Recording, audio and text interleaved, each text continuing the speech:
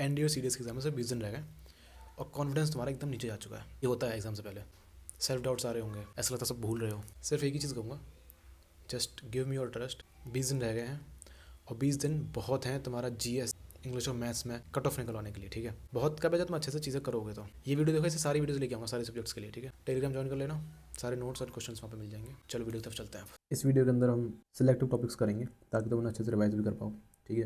पूरे टॉपिक्स की लिस्ट मैंने अपनी टेलीग्राम में डाल रखी है और वीडियो के अंदर तुम्हें दिख जाएगा। 10 क्वेश्चन आते फिजिक्स के, बीच में 2 पेपर के अंदर क्वेश्चन कम कर दिए थे, बट वापस से पिछले 2 बार से 10 क्वेश्चन आने लग गए हैं। 10 क्वेश्चन आते हैं फिजिक्स के अंदर, 7 से 8 नंबर पक्का बन जाएंगे इसी से, ठीक है। करना क्या है, ये वीडियो लेक्चर पूरा देख लो, 1 घंटे 1.5 घंटे जितने का भी होता है वो देख लो। उसके बाद मेरे टेलीग्राम पे तुम्हें इसी के नोट्स मिल जाएंगे हैंड रिटन, ठीक है। और फिर तुम्हें 50 क्वेश्चन का क्वेश्चन बैंक मिल जाएगा, वो सॉल्व कर लेना, तुम्हारा काम हो जाएगा, उससे बाहर कुछ नहीं आने वाला है। सबसे पहले बात करते हैं हम डिस्टेंस वर्सेस डिस्प्लेसमेंट की। डिस्टेंस और डिस्प्लेसमेंट दोनों ही दूरी होती है, बस अंतर इतना है कि डिस्प्लेसमेंट सबसे कम दूरी होती है, शॉर्टेस्ट जो दूरी होगी उसको हम डिस्प्लेसमेंट बोलेंगे, ठीक है। डिस्प्लेस का मतलब होता है खिसकना, ठीक है। तो तुम एक पॉइंट से तुम एक पॉइंट से दूसरे पॉइंट तक अगर सिर्फ खिसकते हो यानी सीधे सीधे जाते हो, ये तुम्हारी डिस्प्लेसमेंट है। लेकिन मोस्ट ऑफ द टाइम्स क्या होगा, तुम्हें सीधा रास्ता मिलेगा ही नहीं, तुम्हें ऐसे ऐसे करके जाना पड़ता है, ठीक है, हर जगह। तो ये जो तुम वास्तव में जो दूरी तय करोगे उसको हम डिस्टेंस बोलते हैं। लेकिन कभी कभी ऐसा हो सकता है कि भाई तुम्हें सेम डिस्टेंस मिल जाए, सेम रास्ता मिल जाए, सो उस केस में डिस्टेंस और डिस्प्लेसमेंट दोनों बराबर होंगे। But most of the cases में डिस्टेंस ज़्यादा होगी डिस्प्लेसमेंट से। सो यू कैन से कि जो डिस्टेंस है वो मोर देन इक्वल टू और greater than equal to displacement होती है, ठीक है। और एक और चीज़, तुम इसको ऐसा समझ सकते हो कि तुम यहाँ पे खड़े हो, तुमसे कोई पूछ रहा है कि भाई तेरा घर किस साइड है, तो तुम ऐसे इशारा करके बोलोगे भाई इस साइड है, ठीक है। और ये तुम्हारा घर है मान लेते हैं। तो ये जो तुमने जो इशारा किया है, तुमने जो डायरेक्शन दिया है, वो डिस्प्लेसमेंट की तरफ दिया है कि अगर इंसान उड़ के जाए, ठीक है, फ्लाइट से जाए तो वो डिस्प्लेसमेंट कवर करेगा। लेकिन जो रियल रास्ता वो तो ऐसा कुछ होगा ना, तो ये तुम्हारा डिस्टेंस होगी, ठीक है। अब देखो होता क्या है डिस्टेंस और डिस्प्लेसमेंट में। डिस्टेंस होती है तुम्हारी स्केलर क्वांटिटी। स्केलर क्वांटिटी का मतलब है जिसके अंदर कोई डायरेक्शन नहीं है, ठीक है। वहीं पर डिस्प्लेसमेंट होती है तुम्हारी वेक्टर क्वांटिटी, जिसके अंदर डायरेक्शन भी होती है मैग्नीट्यूड के साथ में। मैग्नीट्यूड क्या है, उसकी लेंथ। निकालते कैसे यार, तुम्हारा डिस्प्लेसमेंट है अगर ये, ठीक है, इसको तुम लिखोगे फाइनल माइनस इनिशियल पोजीशन, ठीक है। तुम पहले तुम बाद में कहाँ थे, फाइनल पोजीशन तुम्हारी क्या है और इनिशियल क्या थी, इसका जो डिस्टेंस होगा, ठीक है, उसी को हम बोलेंगे डिस्प्लेसमेंट। वाइल डिस्टेंस क्या होता है, जो टोटल तुमने डिस्टेंस कवर करी है। सो यहाँ पे तुम लिख लोगे टोटल डिस्टेंस कवर्ड। अब बात करते हैं यार स्पीड एंड वेलोसिटी की। दोनों ही सेम चीज़ें हैं, इट्स जस्ट कि ये तुम्हारी डिस्टेंस के लिए काम करती है और ये डिस्प्लेसमेंट के लिए काम करती है, ठीक है।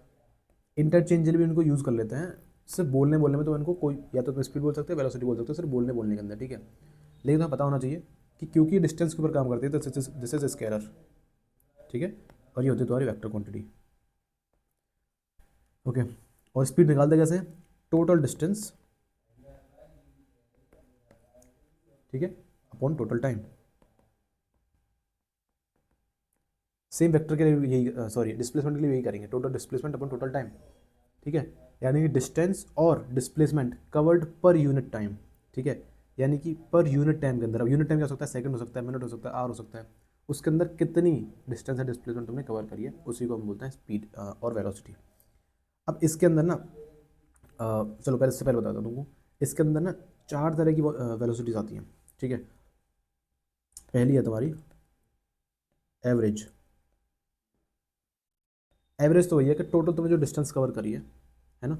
मान लेते हैं कि तुम दिल्ली से जा रहे हो चंडीगढ़, ठीक है, और 300 किलोमीटर का अगर डिस्टेंस है, तो पहले तुमने 50 की स्पीड से तय करी, फिर 70 की स्पीड से, फिर 30 हो गए, ऐसे करके तुमने पूरी डिस्टेंस कवर कर ली। लेकिन एवरेज निकालना ना, तो तुम्हें टोटल डिस्टेंस चाहिए 300, टाइम कितना लगा है, लेट्स से 6 आवर्स, तो ये तुम्हारी एवरेज स्पीड हो जाएगी। लोग क्या करते हैं, लोग सोचते हैं अच्छा 50 था, 70 था, 30 था, इनका एवरेज निकालते हैं। एवरेज स्पीड का मतलब स्पीडों का एवरेज नहीं निकालना है, एवरेज स्पीड मतलब तुम्हारी ओवर द पीरियड ऑफ पूरा जो डिस्टेंस जो तुमने कवर करी है उसमें तुम्हारी क्या एवरेज रहा है, और वो निकालने के लिए टोटल डिस्टेंस में टोटल टाइम चाहिए होता है, ठीक है। ये होता है तुम्हारा एवरेज। सेकंड आता है इसका काइंड ऑफ उल्टा, इंस्टेंटेनियस, यानी कि एक मोमेंट में तुम्हारी कितनी स्पीड है, ठीक है। लेट से तुम यहाँ से यहाँ जा रहे हो, यहाँ तो तुम्हारी स्पीड 50 थी, 40, 20, 50, 80 और 100। अब ये डिस्टेंस जो है ना टोटल मान लेते हैं 100 किलोमीटर है, तो पहले तुम क्या करोगे, एवरेज के लिए 100 किलोमीटर लिख लोगे। अब टाइम कितना लग रहा है, 50 की स्पीड से 100 करोगे 2 घंटे, 40 से करोगे 2.5 घंटे, 20 से करोगे 5 घंटे, 50 से करोगे 2 घंटे, 80 से करोगे 1.25, 100 से करोगे तो 1। ठीक है। अच्छा, इसमें ये कैच है कि इसको तुम 100 मानो सारे पैचेस को, तो टोटल डिस्टेंस तुम्हारी 600 होगी, ये तुम्हारा टाइम होगा, तो ऐसा तुम्हारी एवरेज निकल आएगी। इंस्टेंटेनियस कैसे निकालेंगे, इंस्टेंटेनियस के लिए तुम्हें पता होना चाहिए कि कब निकलवा रहा है। मेरे से बोले भाई यहाँ के निकाल, तुम बोल दोगे 100 किलोमीटर 40 में करिए, सॉरी यहाँ तो दे रखा है ना 40। सो इंस्टेंटेनियस जो भी स्पीड होगी वो उस मोमेंट की स्पीड होगी, एवरेज होगी टोटल जर्नी की स्पीड। ठीक है। अब आता है यूनिफॉर्म। यूनिफॉर्म क्या होता है यार, यूनिफॉर्म और नॉन यूनिफॉर्म। यूनिफॉर्म का सिंपल मतलब है कि तुम्हारी स्पीड जो है वो सिमिलर रहे, पहले 50 से चले, ठीक है, पहले 10 सेकंड, फिर 10 सेकंड 50 से, फिर 50 से, फिर 50 से, 50 मीटर पर सेकंड मान लो इसको। ठीक है, then again 50 metre per second, 50 metre per second, 50 metre per second. तो तुम देख पा रहे हो एक चीज़ कि ये यूनिफॉर्म है, स्पीड सेम है। और इसमें तो एक और चीज़ कैच करना कि यहाँ पे एवरेज 50 निकल के आएगी और इंस्टेंटेनियस 50 निकल के आएगी। सो यूनिफॉर्म स्पीड के अंदर और वेलोसिटी के अंदर एवरेज और इंस्टेंटेनियस सेम रहता है। नॉन यूनिफॉर्म में क्या होगा, यही 150 हो जाए, कभी 80 हो जाए, समझ रहे हो। सो नॉन यूनिफॉर्म है। ओके, ये तुम देख सकते हो कि अगर ये कार 20 मीटर पर सेकंड से ट्रैवल कर रही है, ये इसकी स्पीड दे रखी है, लेकिन यहाँ पे इसको बता रखा है कि ट्रैवल कर रही है ईस्ट की तरफ, डायरेक्शन दे दी है, तो वेलोसिटी हो जाएगी। क्यों, क्योंकि डिस्प्लेसमेंट के ऊपर काम कर रहा है वो। ठीक है। अब बात करते हैं एक्सेलरेशन। एक्सेलरेशन क्या होता है, चेंज इन वेलोसिटी। ठीक है, acceleration is change in velocity होता है डेल्टा वी, डेल्टा मतलब चेंज, चेंज इन वेलोसिटी और चेंज इन टाइम, कितनी स्पीड चेंज हुई है कितने टाइम के अंदर, इसको तुम ऐसे भी लिख सकते हो। ठीक है, कि पहले स्पीड कितनी थी, मान लेते हैं 20 की स्पीड थी, ठीक है, 20 मीटर पर सेकंड, उसने एक्सेलरेशन दिया 40 की होगी, तो अब मान लेते हैं 2 सेकंड के अंदर हुई है, तो करना क्या है, फाइनल मान, ये फाइनल वेलोसिटी है, इनिशियल वेलोसिटी है, तो 40 माइनस 20/2, तो कितना है 10 मीटर पर सेकंड स्क्वायर। ये हो जाएगा तुम्हारा एक्सेलरेशन, यानी कि हर सेकंड में उसने 10 मीटर पर सेकंड की स्पीड बढ़ा दिया, तो 2 सेकंड में 20 की बढ़ जाएगी, तो तुम देख सकते हो 20 से 40 हो गया। ये है एक्सेलरेशन और कुछ नहीं है। अब देखो यूनिफॉर्म, इसके अंदर भी वही आती है, यूनिफॉर्म नॉन यूनिफॉर्म। वो तुम समझ सकते हो कि अगर स्पीड सेम फैशन में बढ़ रही है तो यूनिफॉर्म है ना, और अगर आगे पीछे बढ़ रही है तो नॉन यूनिफॉर्म है ना। फॉर एग्जांपल पहले इसने तय करी 10, सॉरी पहले इसकी स्पीड थी 10, टाइम इसका 0 था जब इसने एक्सेलरेशन स्टार्ट नहीं किया है, ठीक है। देन वेलोसिटी होगी 20, टाइम हो गया 1, मतलब 1 second. Then velocity 30, time 2 second. Velocity 40, time 3 second. तो तुम देख पा रहे हो कि हर सेकंड 10 की स्पीड बढ़ रही है। सो यहाँ पे बोल सकते हो यूनिफॉर्म एक्सेलरेशन है। वहीं पे अगर ये 30 की हो जाती, ठीक है, और ये 40 की होती, ये 50 की होती, तुम देखते पहले 20 बढ़ी है फिर 10 बढ़ी है, तो ये नॉन एक्सेलरेशन, सॉरी ये नॉन यूनिफॉर्म हो जाएगा। ठीक है, तो बहुत ज़्यादा ऑब्वियस चीज़ हो जाएगी। ठीक है, अब देखते हैं रिटार्डेशन क्या होता है यार। रिटार्डेशन होता है नेगेटिव एक्सेलरेशन, यानी कि पहले तुम्हारी स्पीड 50 की थी, अब 40 की हो गई, -10 हो गया। इसको तुम ब्रेकिंग से भी समझ सकते हो, जो तुम ब्रेक लगाते हो तुम्हारी स्पीड कम होती है, ठीक है, इसको बोलते हैं हम रिटार्डेशन। एक होता है जीरो एक्सेलरेशन, ये थोड़ा कन्फ्यूजन चीज़ होती है लोगों के लिए। अगर किसी की स्पीड 50 है, 10 सेकंड भी उसकी स्पीड 50 है, तो ये जीरो एक्सेलरेशन का केस है, यानी कि स्पीड बढ़ी नहीं है, कांस्टेंट रही है, और स्पीड कितनी भी हो लेकिन बढ़े ना, तो जीरो एक्सेलरेशन आ जाएगा। ठीक है,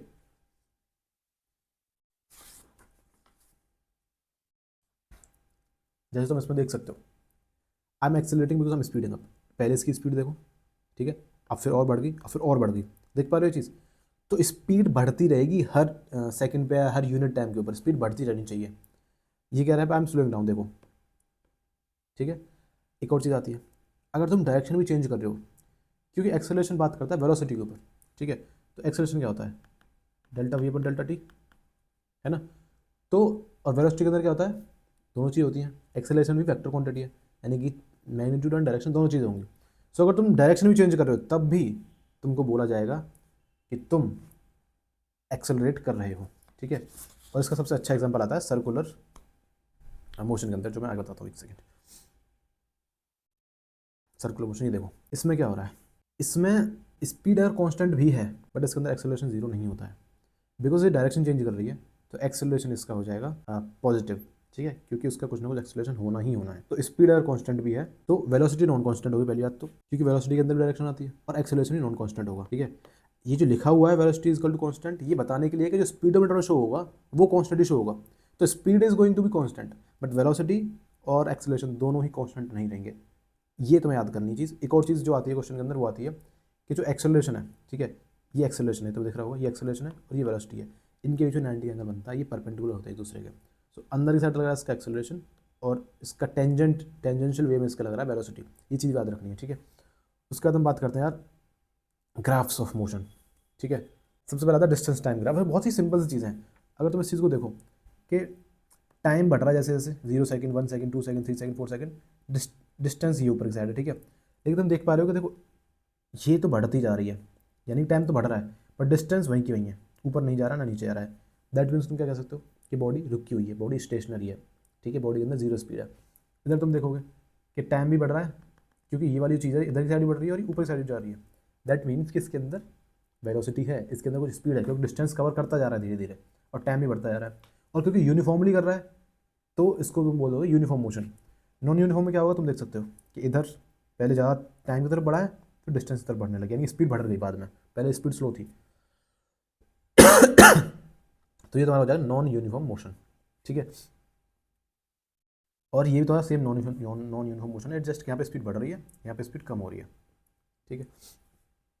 अब वेलोसिटी टाइम के अंदर अब एक और चीज़, इसका स्लोप क्या देता है? स्लोप होता है कि जो भी इसकी जो लाइन बन रही है ये तुम्हें क्या चीज़ कर रही है कवर, ठीक है। तो तू यार ये देख ये क्या कवर कर रहा है, डिस्टेंस और टाइम क्या चीज़ दिखाएगा? वेलोसिटी दिखाएगा हमेशा, ठीक है। सो डिस्टेंस टाइम ग्राफ का जो स्लोप होगा तुम्हें वेलोसिटी शो करेगा, क्योंकि तुम डिस्टेंस और टाइम से वेलोसिटी ही निकालते हो। तो ये है, ऐसे क्वेश्चन आया था इस पर ना। वेलोसिटी टाइम की बात करते हैं तो वेलोसिटी ऊपर जा रही है, ठीक है, ये देखो टाइम इधर है। तो देखो इस क्वेश्चन में क्या हो रहा है, इस ग्राफ में क्या हो रहा है कि टाइम बढ़ रहा है, वेलोसिटी नहीं बढ़ रही। दैट मीन्स कि इसके अंदर जीरो एक्सेलरेशन है, ठीक है, क्योंकि सेम स्पीड है, अगर सेम वेलोसिटी है तो जीरो एक्सेलरेशन हो जाएगा। इधर देखो टाइम भी बढ़ रहा है, वेलोसिटी भी बढ़ रही है, ठीक है। तो ये क्या हो जाएगा, ये पॉजिटिव एक्सेलरेशन हो जाएगा और यूनिफॉर्म एक्सेलरेशन है। ये देखो ये नॉन यूनिफॉर्म एक्सेलरेशन है, इसी में अगर ऐसे बन जाता तो भी नॉन यूनिफॉर्म एक्सेलरेशन हो जाता। ये है रिटार्डेशन। तुम देख सकते हो कि क्यों है रिटार्डेशन, क्योंकि वेलोसिटी पहले यहाँ थी अब नीचे चली गई है, ठीक है। ये है तुम्हारे ग्राफ्स। अब बात करते हैं इक्वेशंस ऑफ मोशंस की यार।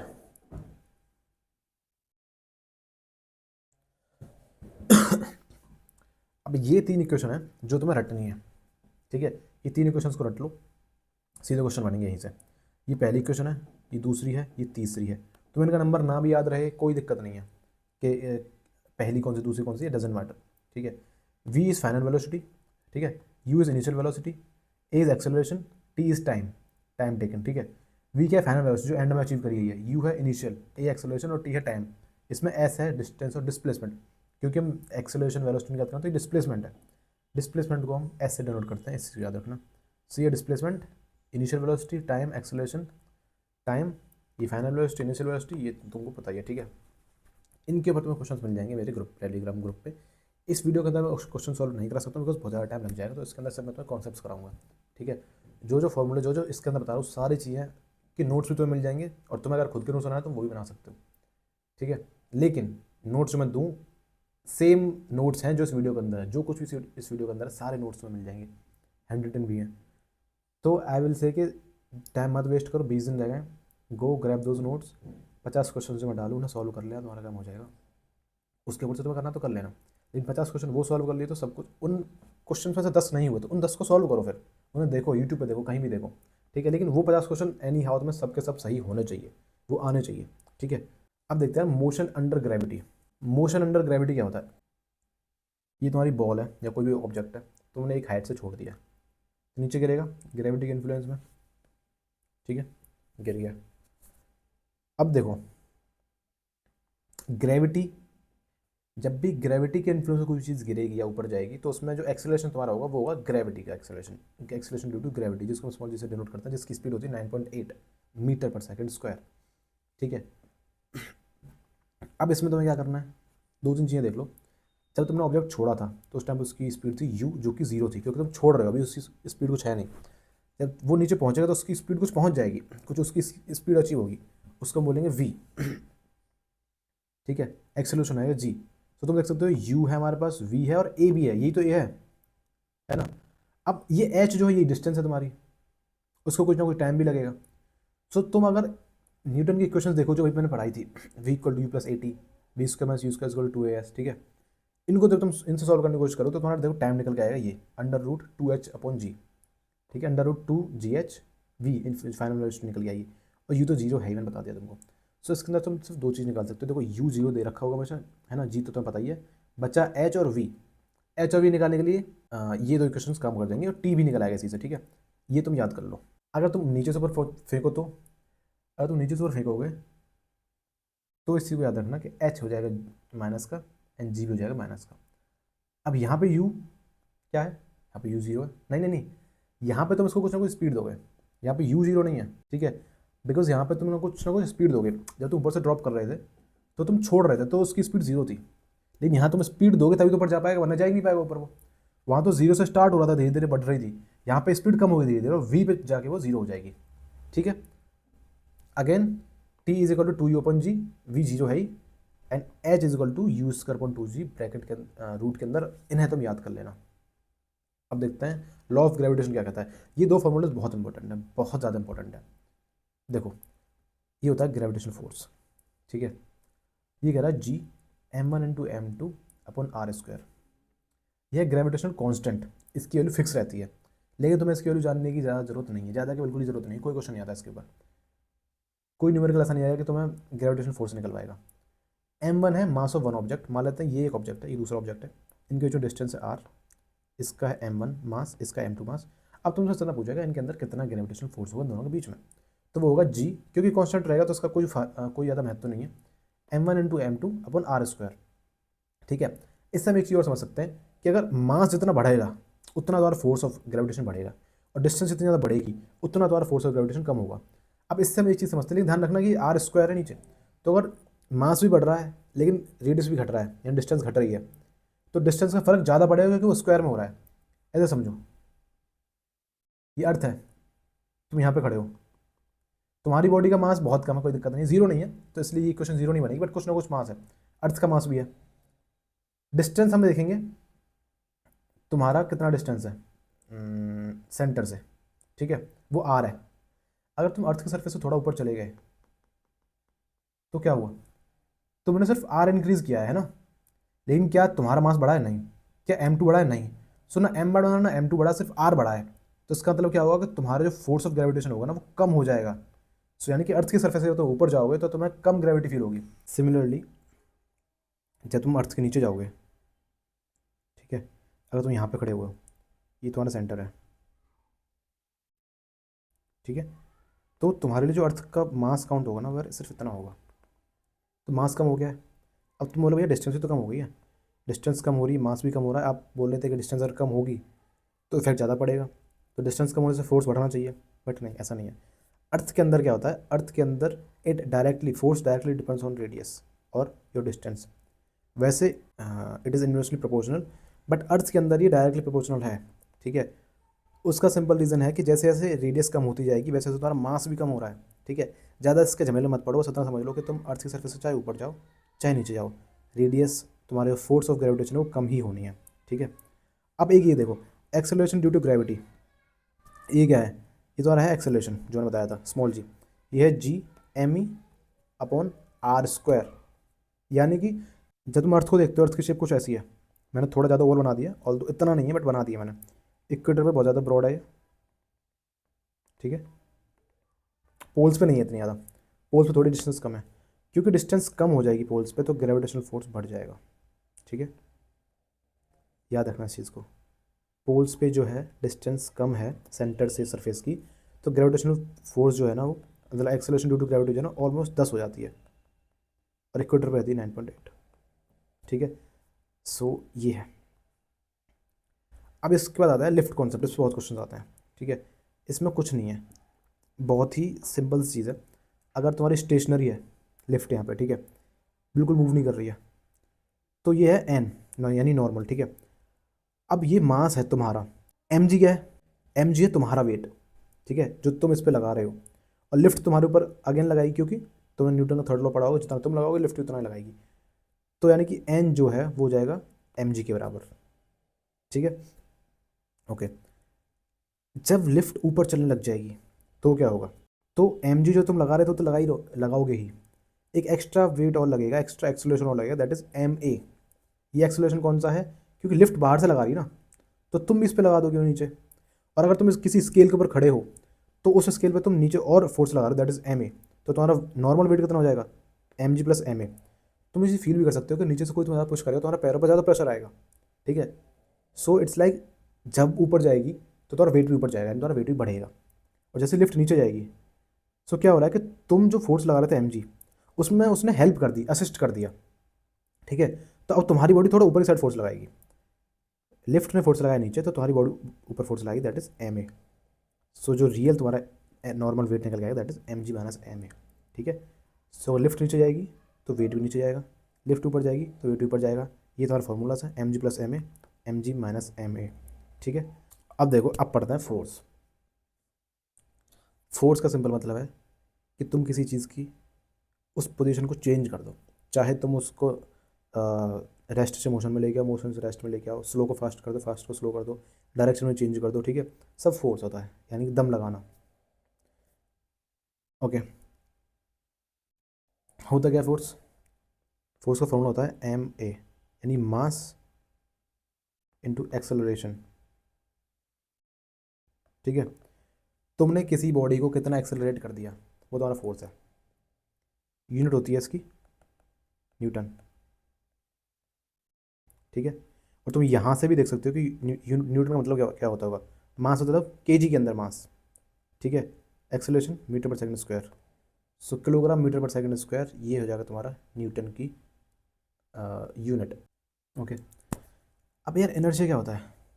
इनर्शिया सिंपल सी बात है कि किसी भी ऑब्जेक्ट को अपनी ही पोजीशन में रहना है, इसको तुम बोल सकते हो आलसी है। ठीक है, बहुत ज़्यादा आलसी, बहुत लेजी है।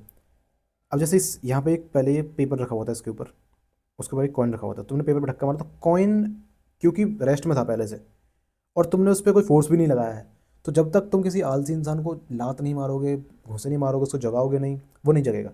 सो तुमने कॉइन को कुछ नहीं बोला है, सिर्फ पेपर पर धक्का मारा, तो पेपर निकल गया, कॉइन वहीं के नीचे गिर गया। ये तो तुम्हारा इनर्शिया, यानी कि अपनी पोजीशन को छोड़ने में रेजिस्ट करता है वो, है ना। फोर्स लगाओगे तो ही चेंज करेगा। सो अगर कोई बॉडी पहले से मूवमेंट है, जैसे तुम बस के अंदर बैठे हो, अब बस चल रही है, तो तुम भी बस के साथ चल रहे हो, है ना, तुम्हें महसूस नहीं हो रहा है कि तुम चल रहे हो। बस जैसी ब्रेक लगाएगी तुम्हारी बॉडी आगे गिरेगी, क्यों? क्योंकि वो चलना चाहती है, रुकना नहीं चाहती है वो। ठीक है, ये होता है inertia of motion. Inertia of rest क्या होगा? बस रुकी हुई है, तुम्हारी बॉडी भी रुकी हुई है। जैसे बस एकदम से स्टार्ट करेगी तो तुम्हारी बॉडी पीछे गिरेगी, क्यों? क्योंकि बॉडी पीछे ही जाना चाह रही है, पीछे ही रहना चाह रही है, यानी कि रेस्ट में रहना चाह रही है, उसको बोलते हैं इनर्शिया ऑफ रेस्ट। ठीक है, और इसी को बोलते हैं Newton's law of Newton's first law, ठीक है, ऑफ मोशन।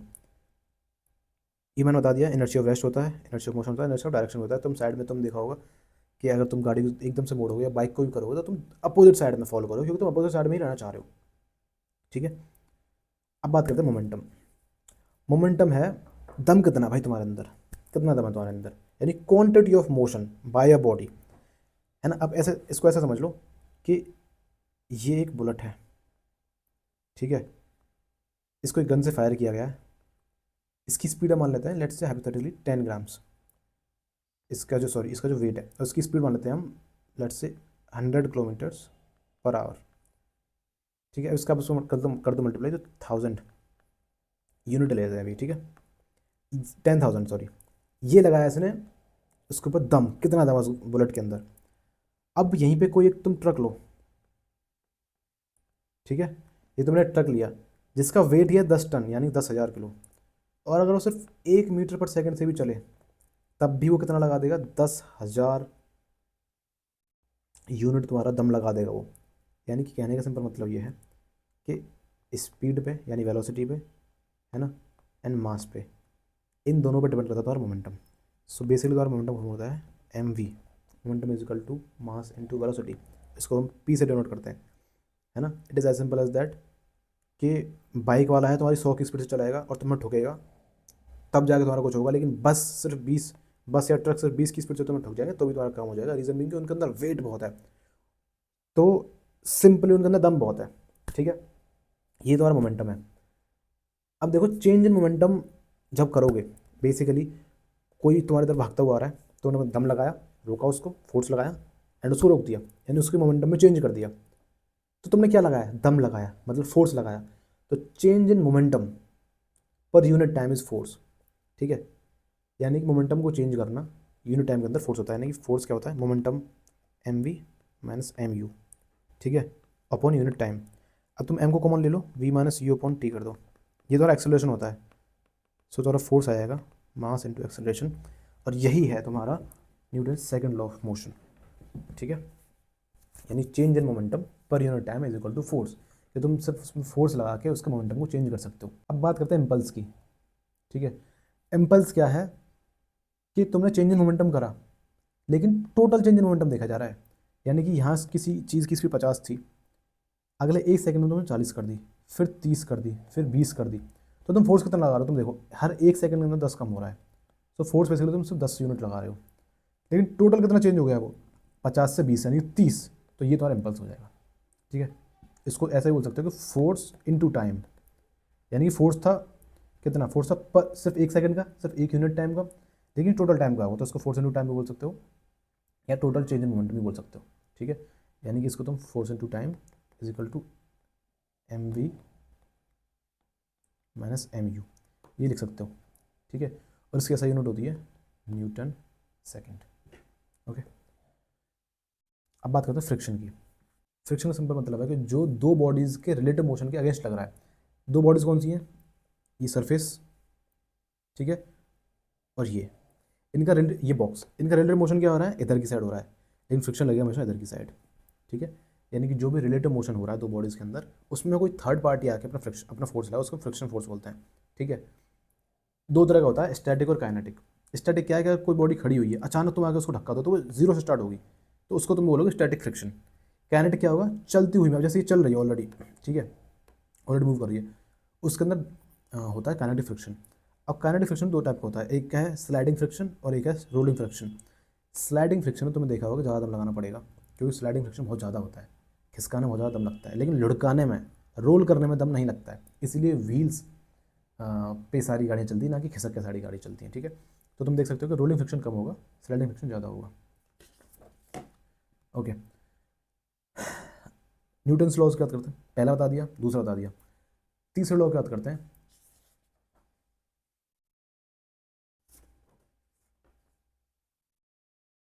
ये देखो, न्यूटन का तीसरा लॉ है कि जितना तुम किसी एक डायरेक्शन में फोर्स लगाओगे, उसी सेम डायरेक्शन में तुम्हारा भी फोर्स लगेगा, सेम अमाउंट का फोर्स। ठीक है, ये बुक इस टेबल को नीचे पुश कर रही है, इस बुक का कुछ ना कुछ वेट लग रहा है, तो नीचे से भी उस बुक के ऊपर वेट लग रहा है। तुम कैसे महसूस करोगे, दीवार में घूसा मारो, तुम्हारे भी लगेगी। इट डिपेंड्स ऑन के सरफेस भी हार्ड है, लेकिन तुम्हें फोर्स महसूस होगा। तुम किसी सॉफ्ट चीज़ में भी मारोगे तब भी तुम्हें फोर्स महसूस होगा। अब अंतर क्या है, क्या सॉफ्ट चीज़ है तो तुम्हारा जो फोर्स है ना वो लीक होगा। ठीक है, पावर लीक हो जाएगी, इसलिए तुम कम महसूस होगा। तुम गुब्बारे में मारोगे, बैलून में मारोगे, तो मारोगे, स्टार्ट करोगे, बैलून अंदर जाएगा, तो जितना ज़्यादा टाइम लगेगा, जैसे मैंने तो बताया सेकंड लॉ ऑफ मोशन क्या कहता है कि जितना कम टाइम लगेगा उतना ज़्यादा फोर्स होगा, है ना। जब कोई क्रिकेटर कैच पकड़ता है तो हाथ को पीछे लेके आता है, क्यों लेके आता है वो, ताकि वो फोर्स को कम कर सके। फोर्स को कम कैसे करेगा, टाइम को बढ़ा के, F is equal to m a, यानी कि मैंने बताया था कि जो m v minus u upon T, यानी कि जितना ये टाइम ज़्यादा होगा उतना फोर्स कम लगेगा, है ना। अगर तुमने बहुत जल्दी किसी चीज़ को रोक दिया है तो तुमने बहुत फोर्स लगाया होगा, लेकिन तुम आराम से रोकोगे, देर लगा के रोकोगे, तो तुम बहुत कम फोर्स लगाओगे। ऐसे समझ सकते हो, तुम अगर किसी एक बिल्डिंग से कूद रहे हो ऊपर से, सेकेंड, ठीक है, क्या दिक्कत है ये,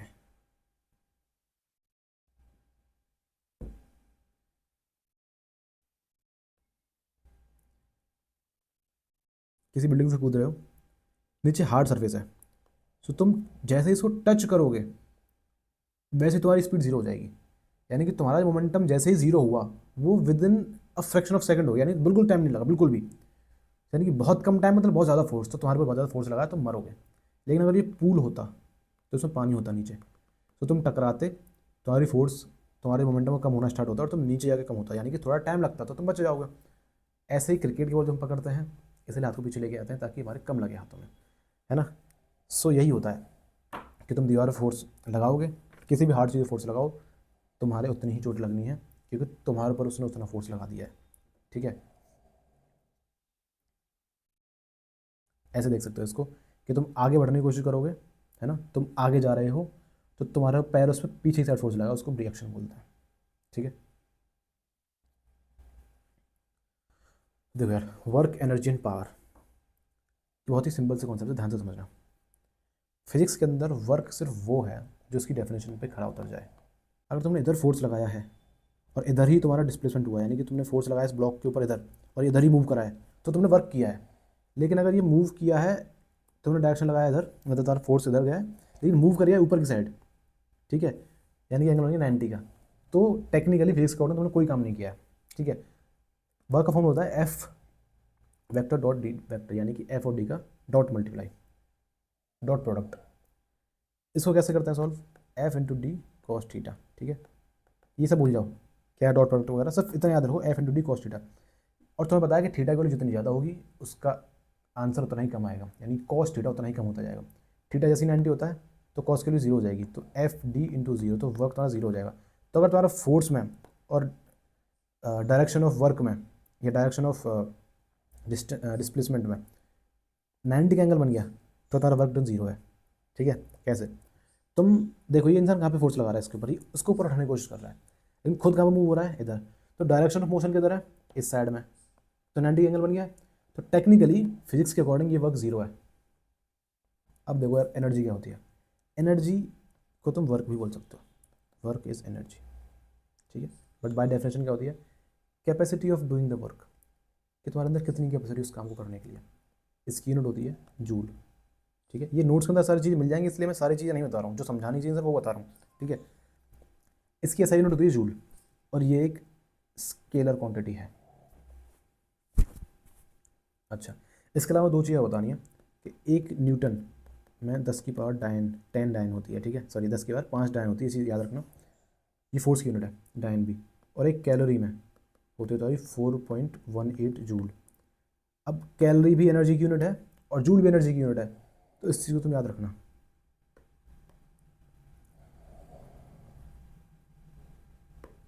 अब तुम्हें एक चीज़ बताता हूँ,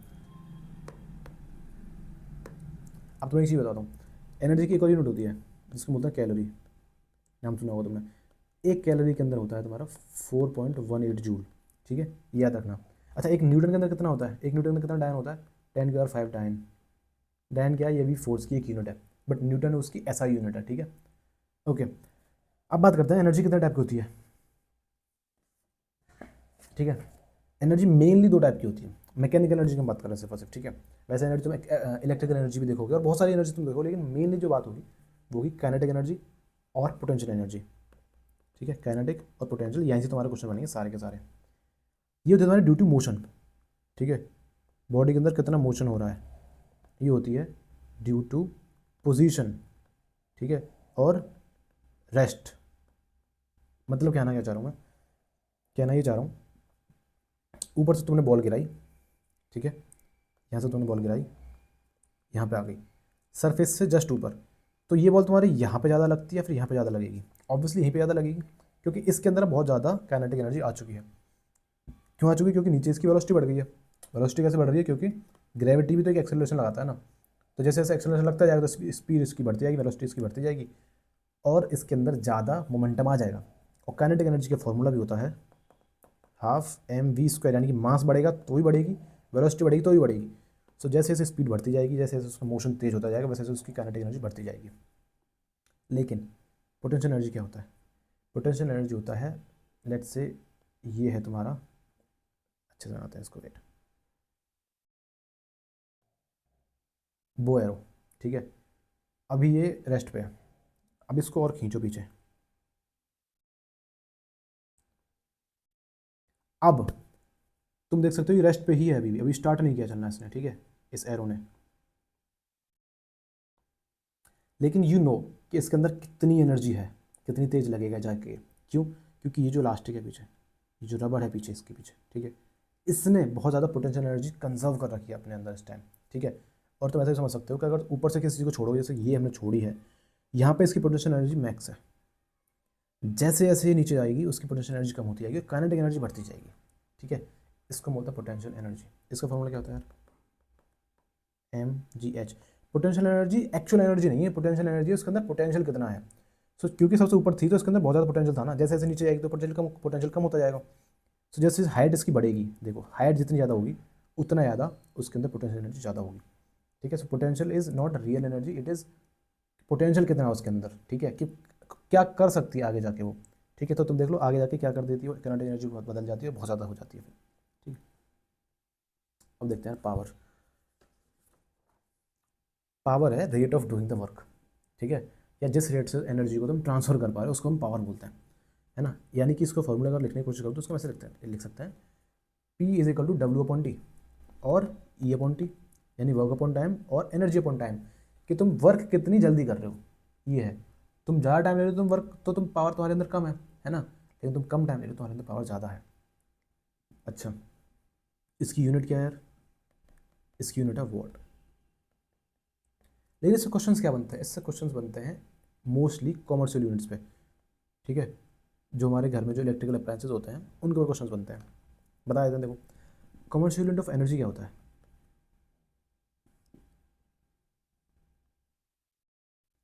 ये तो तुम्हारा KWH, किलो वाट आवर, है ना। यानी जो तुम बिजली यूज़ करते हो, जो तुम लाइट इलेक्ट्रिसिटी अपने घर में यूज़ कर रहे हो, that is kilowatt hour. यानी कि अगर लेट से तुम्हारा फ्रिज है 1 किलो वाट का, ठीक है, या 1000 वॉट्स इसको तुम बोल सकते हो, 1000 वॉट, वो अगर तुम 1 घंटे चलाओगे तो वो हो जाएगा तुम्हारा 1 किलो वाट आवर। इसी को तुम यूनिट बोलते हो, जो तुमने अपने मीटर्स के अंदर देखा होगा। 1 किलो वाट आवर तुम्हारी कमर्शियल यूनिट होती है। अब इसको तुम कितनी देर चला रहे हो, नहीं कितनी देर तो तुम्हारा हो चुका है। अब अगर तुम पावर देखना चाहते हो तो इसी में टाइम से डिवाइड कर दो। ठीक है, सो ये हो गया तुम्हारा पावर। और क्वेश्चन कैसे आते हैं, तुम्हारा फ्रिज है 1 घंटे चल रहा है रोज, 1 किलो वाट का फ्रिज है, 1 किलो वाट का फ्रिज है, 1 घंटे रोज चल रहा है 30 दिन तक।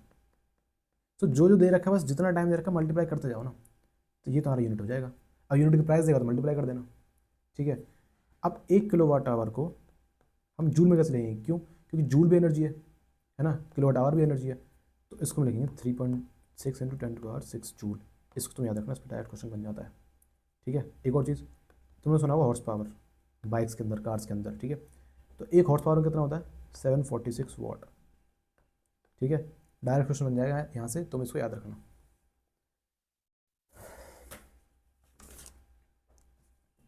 अब पढ़ते हैं यार इलेक्ट्रोस्टैटिक चार्ज। ठीक है, सबसे पहले पढ़ेंगे चार्ज।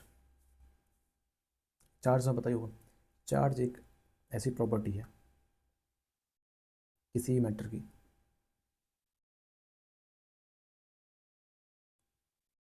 चार्ज दो तरह का होता है, पॉजिटिव चार्ज, नेगेटिव चार्ज। इसमें प्रोटॉन्स के द्वारा कैरी किया जाता है, ये इलेक्ट्रॉन्स के द्वारा कैरी किया जाता है। ठीक है, ओके। अब एक चीज़ याद रखना कि लाइक चार्जेस होंगे हमेशा रिपल करेंगे दूसरे से, दूर जाएंगे। ठीक है, और अनलाइक चार्जेस अट्रैक्ट करेंगे दूसरे को। ठीक है, ऐसा यूनिट होती है इसकी कूलम्ब। अब देखो यार, ये जो तुम्हें दिख रहा है ना, ठीक है, ये है इलेक्ट्रिक फील्ड लाइंस, हमेशा पॉजिटिव से नेगेटिव की तरफ ट्रेवल करती हैं। ठीक है, flow from positive to negative charges, right. और परपेंडिकुलर होती हैं, और परपेंडिकुलर होती हैं to the surface of a charge conductor. ये दो प्रॉपर्टी याद रखनी है तुम्हें। ठीक है, पॉजिटिव से नेगेटिव जाएंगी हमेशा, हमेशा। ठीक है, और जो भी चार्ज कंडक्टर होगा उसके परपेंडिकुलर होंगी ये लाइंस हमेशा। ठीक है, अब बात करते हैं यार कूलम्ब्स लॉ, तुमने पढ़ा होगा, है ना। उसके अंदर ये कह रहा है कि इलेक्ट्रोस्टैटिक फोर्स जो होता है, जिसको हम ऐसे डिनोट कर रहे हैं यहाँ पे, वो होता है तुम्हारा Q1 into Q2 on R square. Same सही है, मैग्नेटिक फोर्स होना, सॉरी ग्रेविटेशनल फोर्स होने पड़ा था, सेम है ये, बस एकदम सेम है। के क्या है, के तुम्हारा कांस्टेंट। इसकी वैल्यू बता देता हूँ, और कुछ याद नहीं रखना है।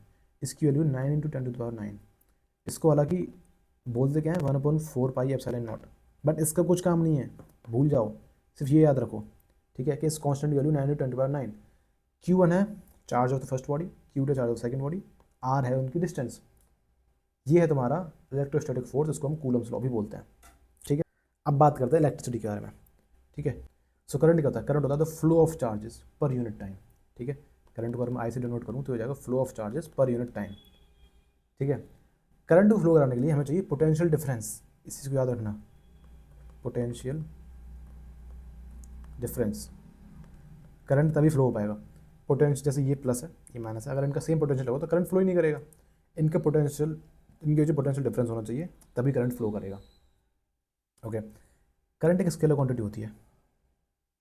तो बोलेंगे इसमें क्या खास बात है? इसमें खास बात ये है कि करंट का डायरेक्शन है फिर भी स्केलर क्वांटिटी है। करंट इधर फ्लो कर रहा है, फिर इधर फ्लो कर रहा है, और मिल के इधर फ्लो कर रहा है, ये डायरेक्शन है इसके पास पूरी पूरी। ये 2 एम्पियर है, 3 एम्पियर है और ये 5 एम्पियर है। बट ऐसा क्यों कि स्केलर क्वांटिटी है? ऐसा इसलिए बिकॉज ये वेक्टर सम को डिनोट नहीं करता, ये वेक्टर सम से सॉल्व होता है, हमेशा स्केलर सम से सॉल्व होता है। यानी कि 2a + 3 = 5a, ये तो स्केलर सम है। तो क्योंकि ये स्केलर एडिशन फॉलो करता है इसलिए स्केलर क्वांटिटी है करंट, इस चीज़ को याद रखना, ठीक है। अब देखो यार, पावर जो मैंने तो बताया था W/T होता है, वर्क अपॉन टाइम। और वर्क क्या होता है? वर्क होता है तुम्हारा V/Q और ये होगा अपॉन टी, ठीक है। और Q/T को हम क्या बोलते हैं? I। सो बेसिकली तुम्हारा पावर हो जाएगा VI, ठीक है। V का यहाँ पे वोल्टेज। ओके, ये मैंने क्यों बताया? ये फॉर्मूला याद रखना, तो मैं आगे बताऊंगा कि मैंने क्यों बताया, ठीक है। ओम्स लॉ क्या होता है? ओम्स लॉ कुछ नहीं है, ओम्स लॉ सिंपल है कि वोल्टेज जो है करंट के डायरेक्टली प्रोपोर्शनल होता है, आर इसका कांस्टेंट है, ठीक है। आर है रेजिस्टेंस। ओम्स लॉ क्या होता है? ओम्स लॉ कुछ नहीं होता, वी जो होता है वो IR के इक्वल होता है। वी यहाँ पे वोल्टेज है, ठीक है, आई करंट है, आर है रेजिस्टेंस। रेजिस्टेंस होता क्या है? रेजिस्टेंस होता है property of opposing the flow of current, यानी कि करंट को रोकना रेजिस्टेंस का काम है। जितना ज़्यादा किसी ऑब्जेक्ट के अंदर, किसी मटेरियल के अंदर रेजिस्टेंस ज़्यादा होगा उतना ही करंट कम फ्लो होगा, ठीक है। ओके, अब जब हमें पता है V = IR है और P = VI है, तो V की जगह वापस IR रख दूँ तो P हो जाएगा I²R। सो तुम्हें कभी कभी करंट दे रखा होगा, रेजिस्टेंस दे रखा होगा, पावर निकालनी होगी तो डायरेक्ट निकाल लो इससे, ठीक है। अच्छा, अब देखो यार, रेजिस्टेंस की जब हम बात करते हैं तो बता रखा है मैंने कि जो करंट को रोकने की प्रॉपर्टी है ना, करंट का अपोज करने की प्रॉपर्टी, वो रेजिस्टेंस होती है। रेजिस्टेंस का मतलब समझ में आ रहा होगा, रेजिस्ट करना।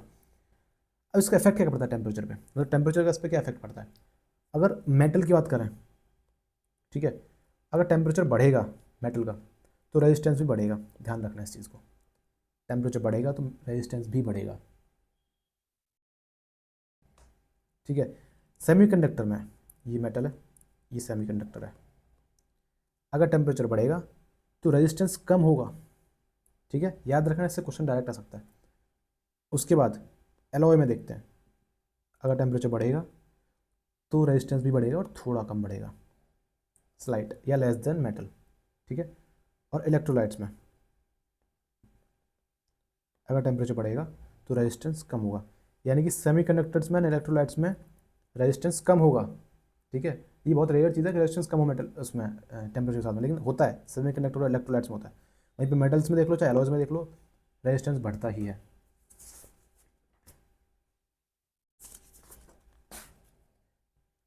अब बात करते हैं रेजिस्टिविटी की। रेजिस्टिविटी कांस्टेंट होती है, यानी कि टेम्परेचर से इस पर कोई फर्क नहीं पड़ेगा, ठीक है।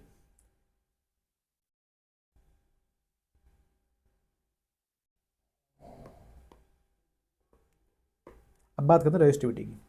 रेजिस्टिविटी कांस्टेंट होती है, मतलब क्या इसका बताता हूँ अभी।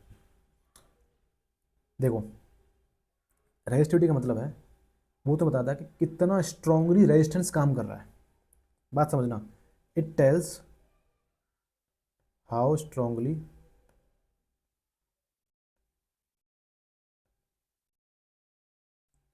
इट रेजिस्ट्स, ठीक है। अच्छा, ये देखा जाता है per unit length and unit area, यानी कि R = ρL/A, ये फॉर्मूला है रेजिस्टेंस का। ये रेजिस्टेंस है तुम्हारी, ये है तुम्हारी रेजिस्टिविटी, ठीक है। ये लेंथ और ये है एरिया। मतलब क्या है इसका? यानी कि रेजिस्टेंस जो है बेसिकली वो तुम्हारा डायरेक्टली प्रोपोर्शनल लेंथ के, जितना लेंथ बढ़ेगी किसी वायर की रेजिस्टेंस बढ़ेगी उतनी ही ज़्यादा, है ना। और जितना ज़्यादा एरिया बढ़ेगा किसी वायर का रेजिस्टेंस कम होगी, यानी करंट अच्छे से फ्लो करेगा। इसीलिए जितने भी बड़े बड़े वायर्स होंगे, चौड़े चौड़े वायर्स होंगे ना, उनमें ज़्यादा अच्छे से करंट फ्लो कर पाएगा। क्यों रेजिस्टेंस कम हो जाती है उसके अंदर, ठीक है। अब रेजिस्टिविटी इन चीज़ों पर डिपेंड नहीं करती है, रेजिस्टिविटी इन चीज़ों पर डिपेंड नहीं करती है, रेजिस्टिविटी कांस्टेंट होती है, या फिर वो डिपेंड करेगी नेचर पर, है ना, उस कंडक्टर का या फिर उस मेटल का, उस एलिमेंट का नेचर क्या है, या फिर वो डिपेंड करती है टेम्परेचर पर सिर्फ। अदरवाइज़ ये कांस्टेंट रहती है, यानी तुम लेंथ बढ़ा लो, एरिया बढ़ा लो, बिल्कुल चेंज नहीं आएगा, ठीक है। अब एक और चीज़, सबसे ज़्यादा जो रेजिस्टिविटी, सबसे कम जो रेजिस्टिविटी होती है वो तुम्हारी होती है सिल्वर, ठीक है। उसका तुम्हारा आता है कॉपर एंड एल्यूमिनियम। ये होते हैं तुम्हारे बेस्ट कंडक्टर, सबसे number 1 silver, number 2 copper, number 3 aluminium, ठीक है। अब बात करते हैं इक्विवेलेंट रेजिस्टेंस के बारे में, ठीक है। ओके, इक्विवेलेंट रेजिस्टेंस का मतलब है कि टोटल रेजिस्टेंस क्या है। देखो, रेजिस्टेंस कुछ ऐसा दिखता है तुम्हारा सर्किट्स के अंदर, ठीक है। अब मैं दो रेजिस्टेंस को कनेक्ट कर रहा हूँ, है ना, और ये तुम्हारा कोई एक सर्किट बन रहा है। यहाँ पे तुमने एक बल्ब लगा दिया है, यहाँ पे तुमने एक बल्ब लगा दिया है, ठीक है। इतना एक सर्किट है, ये रेजिस्टेंस है दो। सो जो भी चीज़ ऐसे आपस में पैरेलल होगी, दिखने में पैरेलल है, वो हम बोलेंगे कि पैरेलल है। और अगर रेजिस्टेंस कुछ ऐसे होता एक सीरीज़ में, तो उसको बोलते हैं सीरीज़ में। अब रेजिस्टेंस इक्वल जब हम निकालेंगे पैरेलल के अंदर, equivalent resistance and total resistance, तो उसको हम लिखेंगे कुछ ऐसे, 1/R1 अपन 1/R1, सॉरी ये 1/R 1/R1 अपन 1/R2 प्लस जितने भी दे रखे, अभी यहाँ पे दो रखे तो हम दो लेंगे सिर्फ। और सीरीज़ के अंदर कैसे निकालते हैं, R is equal to R1 plus R2 plus जितने भी दे रखे होंगे, ठीक है। सिंपल चीज़ है। अब ध्यान रखना है इस चीज़ को, एक और चीज़ मैं बता देता हूँ मैं, करंट जो होगा ना वो सीरीज़ के अंदर सेम फ्लो करेगा। कहना क्या चाह रहा हूँ मैं, ये अगर तुम्हारी एक सर्किट है, ठीक है, इसके अंदर कोई भी चीज़ लगी हुई, हम बस करंट ले लेते हैं, ये प्लस है, ये नेगेटिव है, यहाँ से हमेशा जाएगा, इस डायरेक्शन फ्लो करेगा, बता रखा था मैंने, पॉजिटिव से नेगेटिव की तरफ। मान लेते 10 एम्पियर फ्लो कर रहा है, सो इस रेजिस्टेंस से 10 एम्पियर फ्लो करेगा, यहाँ से भी 10 एम्पियर फ्लो करेगा, यानी करंट जो है सीरीज़ के अंदर सेम फ्लो करता है। लेकिन अगर इसके अंदर बात करें, 10 एम्पियर जा रहा है, तो अगर ये दोनों रेजिस्टेंस इक्वल होंगे, ये 5 एम्पियर होगा, यहाँ भी 5 एम्पियर हो जाएगा, डिवाइड हो जाएगा यहाँ पे, ठीक है। तो इस चीज़ को याद रखना कि रेजिस्टेंस, ये जो करंट होता है वो सीरीज़ के अंदर इक्वल फ्लो करेगा, वहीं पे पैरेलल के अंदर वो डिवाइड हो जाएगा। लेकिन जब ये बाहर निकल के आएगा तो वापस से 10 बन जाएगा, जितना जा रहा है उतना ही निकल के आएगा, ये होता है। अब बात करते हैं तुम्हारी सर्किट्स की, ठीक है। तुम इस क्वेश्चन के थ्रू कोई भी सर्किट सोल्व कर सकते हो। सो जब तुम इस क्वेश्चन को देखते हो तो तुम देखते हो कि यहाँ पे तुम्हें इक्विवेलेंट रेजिस्टेंस निकालना है, ठीक है। एमीटर की, एमीटर का था जो तुम्हारी करंट फ्लो को बताए, ठीक है। वोल्ट मीटर तुम्हारा वोल्टेज फ्लो को बताता है, ठीक है। पोटेंशियल ड्रॉप तुम्हें बताना है, ठीक है। Then again ammeter, terminal voltage कितना है, ठीक है, पोटेंशियल ड्रॉप कितना हो रहा है पूरे सेल के अक्रॉस, एंड वोल्ट मीटर की रीडिंग। इनसे हटके और कुछ क्वेश्चन आ नहीं सकता सीडीएस के अंदर, एनडी के अंदर भी, ठीक है। तो ये कैसे करना था सारे के सारे, देखो यही मैं बताने की कोशिश करता हूँ, एक सेकेंड। देखो ये प्लस है, ये प्लस है, ये माइनस है, करंट यहाँ से फ्लो हो रहा है, दिख भी रहा है हमको डायग्राम के अंदर, ठीक है। नहीं भी दे रखा हो तो भी हम समझ सकते थे इस चीज़ को। यहाँ से फ्लो होगा और कुछ इस डायरेक्शन में ऐसे फ्लो करके वहाँ पे आ जाएगा, ठीक है। अब देखो करंट यहाँ से आया, यहाँ गया, यहाँ पे आया, और यहाँ पे करंट हो गया डिवाइड, ठीक है, डिवाइड हो गया जो कि पैरेलल में। अब देखो यहाँ पे डिवाइड हुआ, लेकिन यहाँ पे वापस से यूनाइट हो गया। मान लेते हैं यहाँ पे करंट गया 3 एम्पियर, यहाँ पे क्या 2 एम्पियर, यानी 5 एम्पियर गया, तो यहाँ पे 5 एम्पियर वापस से निकल आ जाएगा, ठीक है। ठीक है, सबसे पहले आता है इक्विवेलेंट रेजिस्टेंस। तो जहाँ जहाँ पे करंट सेम है वहाँ पे सीरीज़, जहाँ जहाँ पे करंट डिवाइड हो रहा है वहाँ पे वो पैरेलल, ठीक है। सबसे पहले इनको देखते हैं, 6 और 3 कैसे निकालेंगे, 1/R 1/6 1/3, ये हो जाएगा तुम्हारा 1 + 2/6 यानी कि 3/6, तो R हो जाएगा तुम्हारा 2, ठीक है। रेसिप्रोकल कर देंगे तो 2 हो जाएगा R, यानी कि इसका इक्विवेलेंट अगर हम रेजिस्टेंस देखें ना तो ये 2 ओम आएगा। सो जब सेल नीचे देखेगा तो उसको 6 और 3 दिखाई नहीं देगा, उसको दिखाई देगा सिर्फ 2 ओम, ठीक है। तो अब क्या करते हैं, यहाँ पे एक इमेजिनरी रेजिस्टेंस क्रिएट कर देते हैं, उसको हम रखते हैं 2 ओम, और इन दोनों को जाते हैं भूल अभी के लिए, ठीक है ना। और इस चीज़ का याद रखना कि अब जो यहाँ पे जो आई फ्लो करे, जो करंट फ्लो करेगा वो वही होगा जो शुरू से आ रहा था, ठीक है, वही अब यहाँ से फ्लो करेगा, ओके।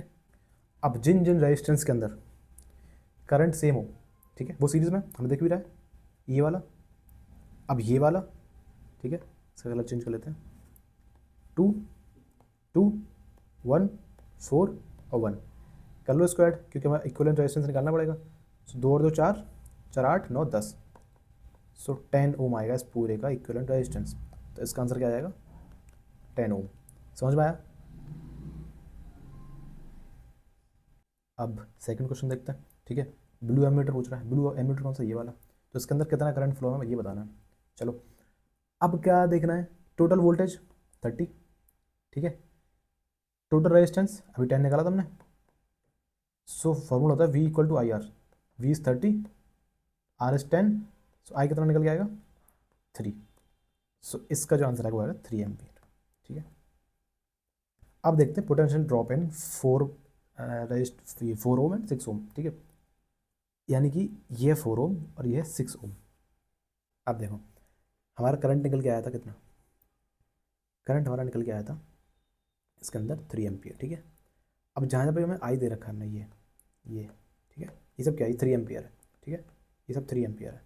ओके, नेक्स्ट क्वेश्चन हमें पूछ रहा है कि 4 ओम और 6 ओम के अंदर कितना पोटेंशियल ड्रॉप होगा। वी पूछ रहा है बेसिकली, और कुछ नहीं पूछ रहा है, ठीक है। कितना पोटेंशियल ड्रॉप होगा, ठीक है। सबसे पहले हम 4 ओम का निकाल लेते हैं।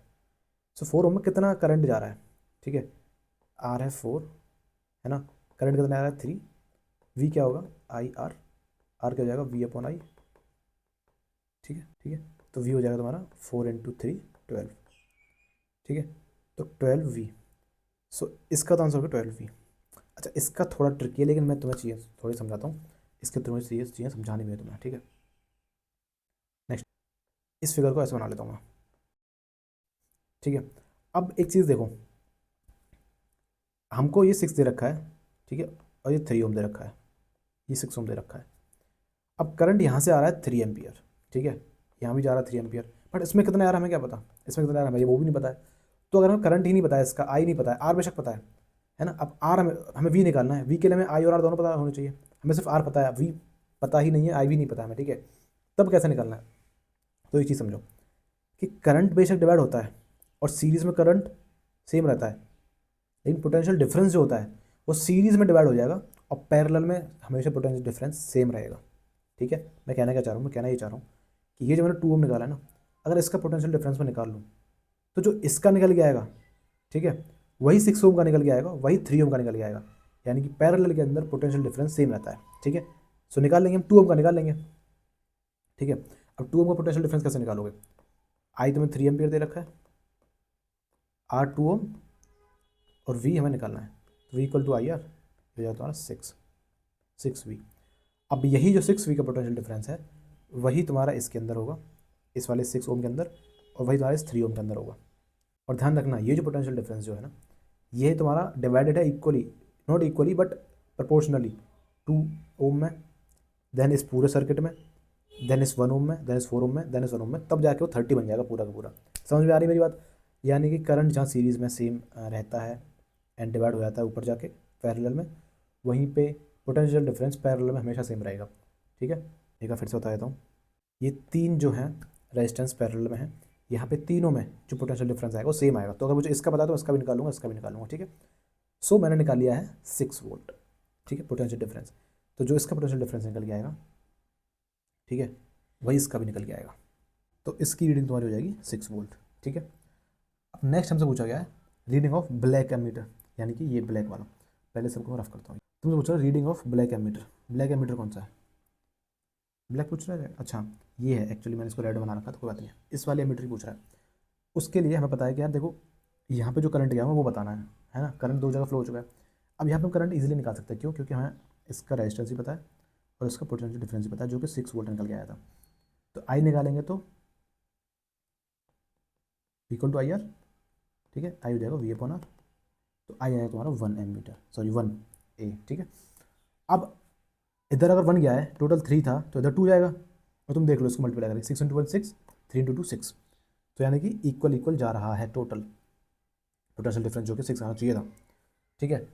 अब बात कर रहा है टर्मिनल वोल्टेज की, ठीक है।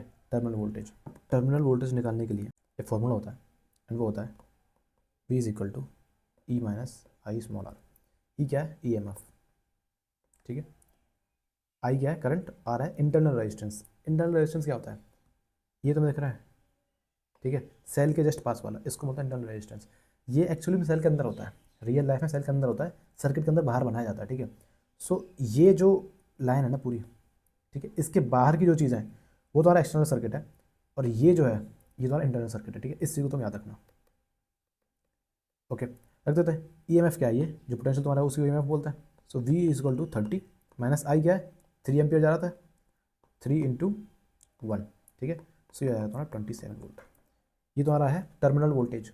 अच्छा, ये है तुम्हारा टर्मिनल वोल्टेज, जिसको हम एक और चीज़ बोलते हैं potential difference in external circuit, यानी कि potential difference in external circuit. मैंने तो बताया था कि ये है इंटरनल सर्किट और ये है तुम्हारा एक्सटर्नल सर्किट। तो 30 वोल्ट में से 27 वोल्ट है एक्सटर्नल सर्किट में, जब तुम हर एक से निकाल के देखो तो 27 आएगा सम करके, और इसका है 3 वोल्टेज। कैसे? मैंने बता दिया कि 3 × 1 करोगे, V इक्वल टू IR होता है। सो I3 R तुम्हारा 1। सो इंटरनल जो सर्किट आएगा, सॉरी तुम्हारा पोटेंशियल डिफरेंस आएगा वो 3 आएगा, ठीक है। सो बेसिकली तुमसे निकलवा रहा था कि भाई बाहर के सर्किट का पोटेंशियल डिफरेंस निकाल दो, यानी टर्मिनल वोल्टेज, ये वाला जो टर्मिनल है इसका वोल्टेज निकाल दो। सो अंदर वाले का हम पता है कि 3 है, तो बाहर वाले का 27 होगा, सिंपल सी बात है, ठीक है, समझ गए। ओके, अब पूछ रहा है पोटेंशियल डिफरेंस अक्रॉस सेल्स, ठीक है। तो पोटेंशियल ड्रॉप का सिंपल मतलब है कि सेल में कितना पोटेंशियल ड्रॉप हो रहा है, तो ये एकदम सेम रहेगा टर्मिनल वोल्टेज की तरह। ये चीज़ें थोड़े से हाई लेवल की, सीडीएस में नहीं आएंगी है, बट स्टिल तुम्हें आनी चाहिए कि क्या पता सीडीएस में आ जाए, क्या पता तुम्हारा एग्जाम आ जाए, इंडिया में क्या पता आ जाए, ठीक है। पोटेंशियल ड्रॉप अक्रॉस सेल, इसका सिंपल मतलब है कि कितना पोटेंशियल ड्रॉप हुआ है। 30 से पूरी सेल के अंदर 27 ड्रॉप हुआ ना, तो 27 तुम्हारा आंसर आ जाएगा, क्योंकि यहाँ पे तुम सोचो 30 पे स्टार्ट किया और यहाँ आते तो तुम 3 पे रह गए, कितना ड्रॉप हुआ? 27, ठीक है। Next question, reading of volt meter. देखो सिंपल सी बात है, इसकी तुम्हें रीडिंग निकालनी है, ठीक है। इसकी रीडिंग कैसे निकालोगे यार?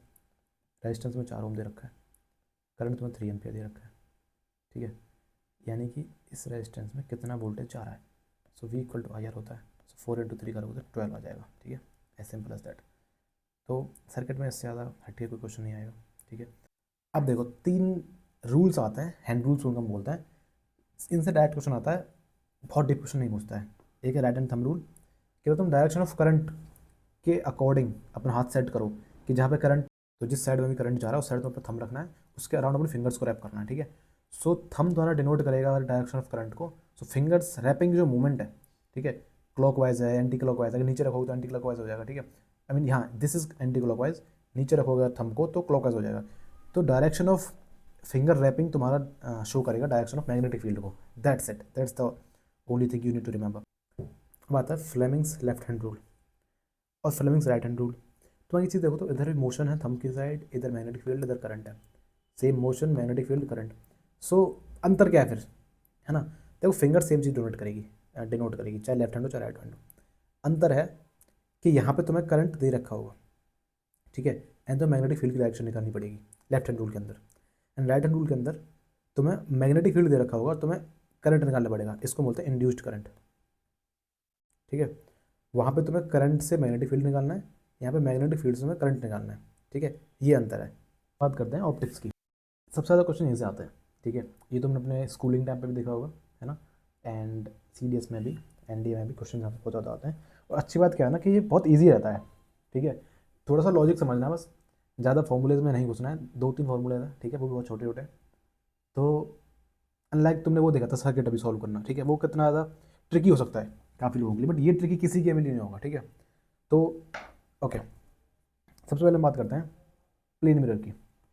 अभी ये एक रे है, वन सेकेंड ना, ये एक रे है, इसको इंसिडेंट रे बोलते हैं, जो कि किसी सरफेस पे पड़ती है, किसी मिरर पर पड़ती है, ठीक है, एंड देन रिफ्लेक्ट होकर जाती है।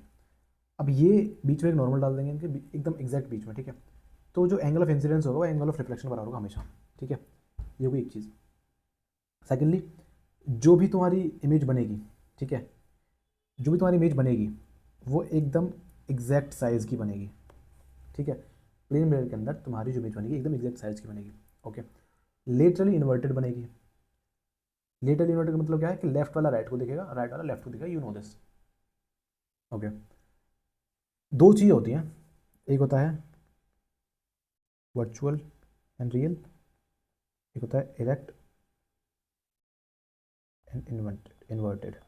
ठीक है, मतलब क्या है इसका यार, वर्चुअल का मतलब है जो भी इमेज हमें मिरर के अंदर दिख रही है, ठीक है, जो रियल में कुछ इमेज बाहर निकल के नहीं आ रही है, दैट इज़ वर्चुअल इमेज।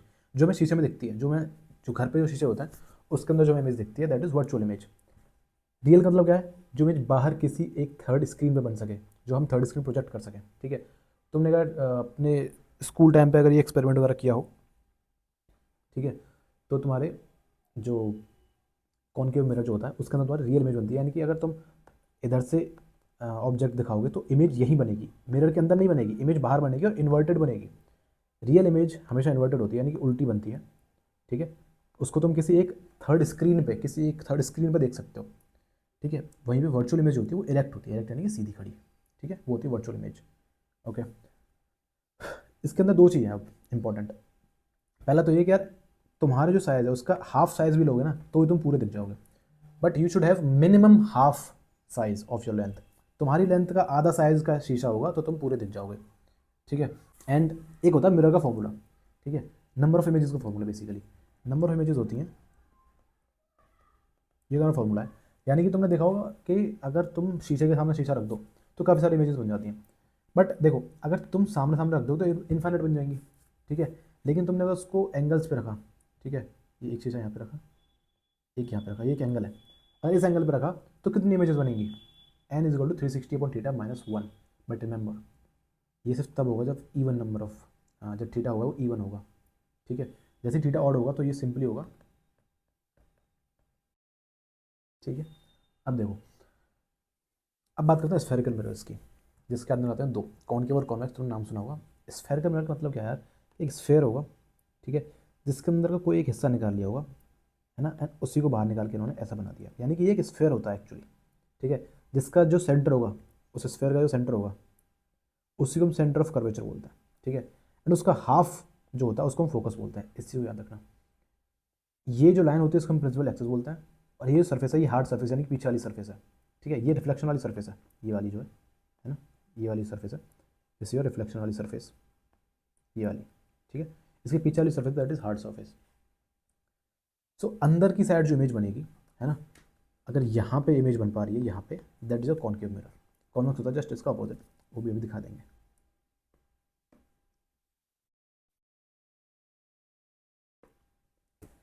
अब ये तो हो गया। ठीक है, अब इसके अंदर मेन चीज़ें क्या होती है, मेन चीज़ देखो, सबसे पहली चीज़, कोई भी बात, ये तुमको नोट्स मिल जाएंगे, लिखने की जरूरत नहीं है, बस तुम समझते जाओ, सुनते जाओ। कोई भी रे जो पैरेलल होगी, पैरेलल लाइंस, कोई भी लाइन जो पैरेलल आएगी, ठीक है, कह सकते हो इनफाइनाइट से आएगी, वो हमेशा टकराएगी फोकस पे।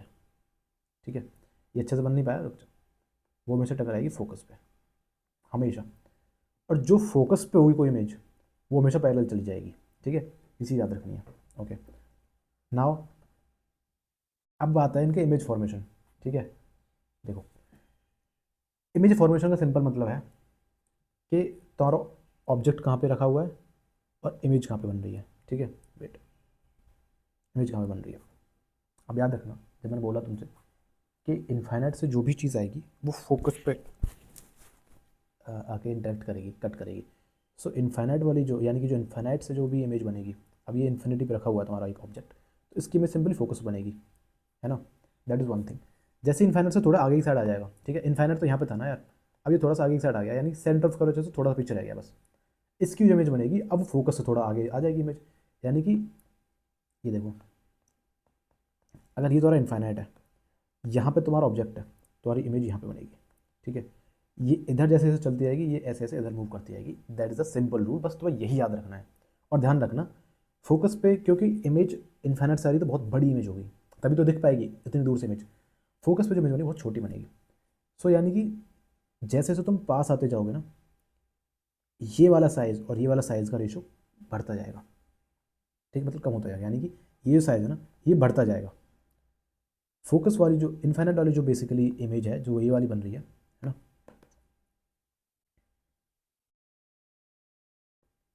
ये जो ऑब्जेक्ट है इसकी इमेज बहुत हाईली डिमिनिश्ड होगी। ठीक है, जैसे ही तुम इससे थोड़ा आगे बढ़ जाओगे तो तुम देखोगे थोड़ा जो इमेज की जो लेंथ है ना, जो साइज़ है वो बढ़ गया है ना, और इमेज भी थोड़ा इधर खिसक गई है।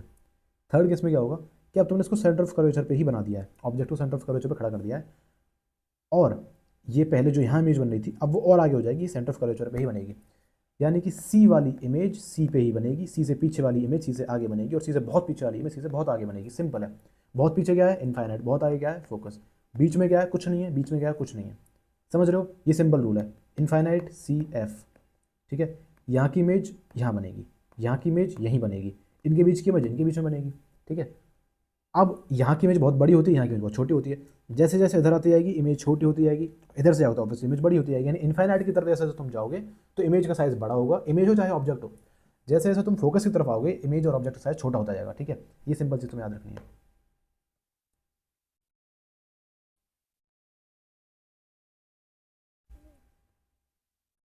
अब इसके अंदर कैच क्या है?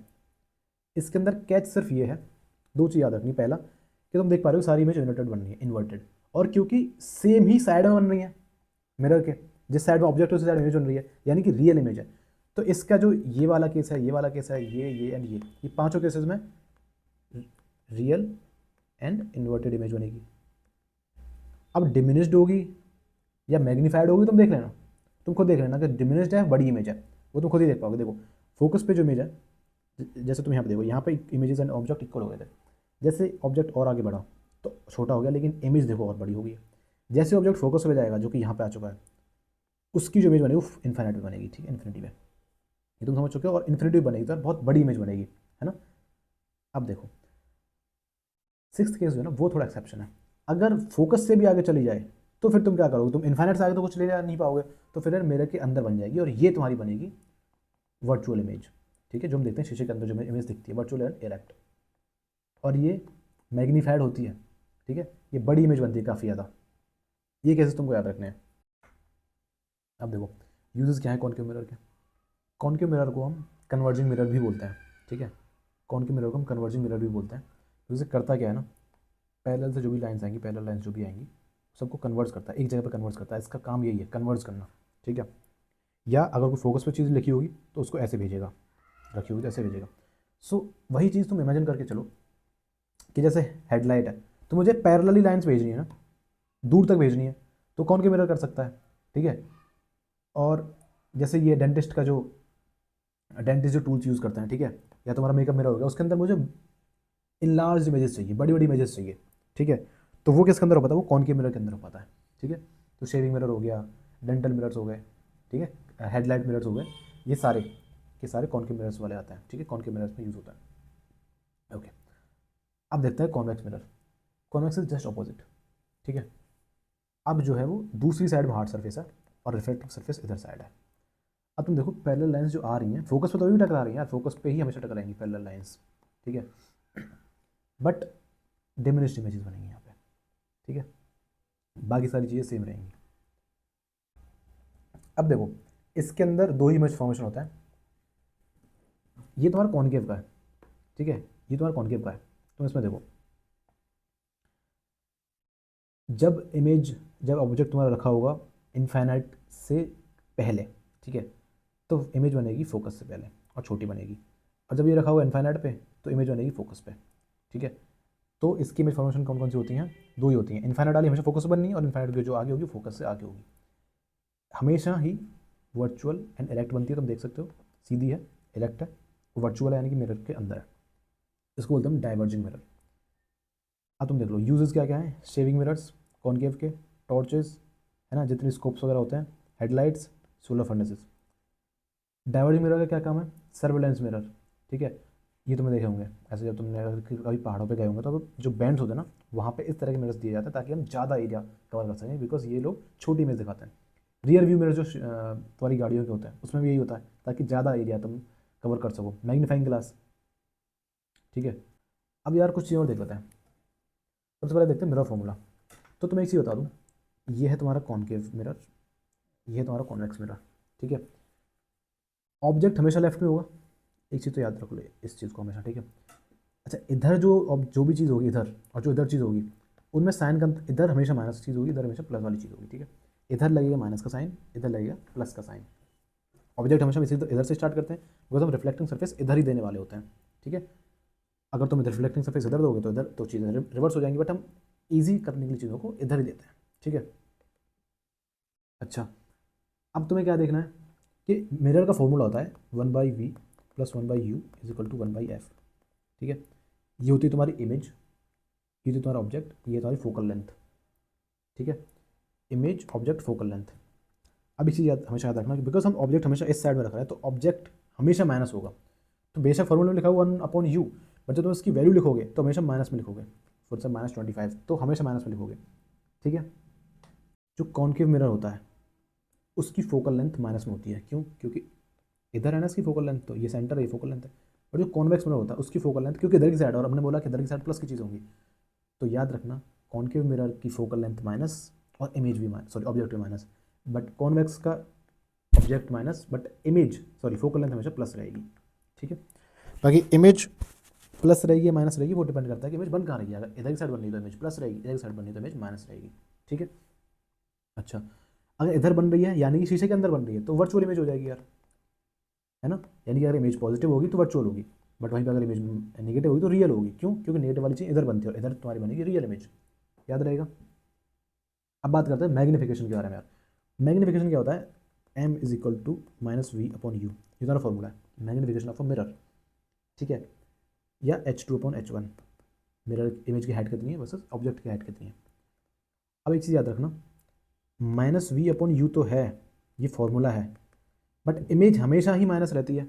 तो जब तुम कोई वैल्यू रखोगे, लेट से ये 10 है और ये 5 है, तो इमेज हो जाएगा -10, और u हमेशा 5 है, माइनस रहता है तो यही -5 हो जाएगा, तो मैग्नीफिकेशन थोड़ा 2 आएगा। तो ये चीज़ तुम याद रखना। बेसिकली मिरर्स, स्फेरिकल मिरर्स के अंदर तुम्हारा जो ये होगा, इफेक्टिवली ये होना चाहिए v/u, ठीक है। अब बात करते हैं रिफ्रैक्शन के बारे में। रिफ्रैक्शन क्या होता है? अभी तक हमने रिफ्लेक्शन के बारे में बात की थी, जहाँ पे चीज़ें वापस लौटती हैं। रिफ्रैक्शन क्या होता है? रिफ्रैक्शन होता है जब एक लाइट ऑफ रे अंदर चली जाए किसी ऑब्जेक्ट के, ठीक है, किसी सरफेस के अंदर चली जाए, रिफ्लेक्ट बैक ना हो।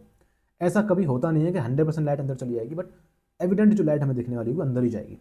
लेट्स से ये तुम्हारा वाटर का जार है, इसमें तुमने कोई स्टिक डाली है, ठीक है, तो ऐसे जानी चाहिए, वन सेकेंड, तो ऐसे जानी चाहिए,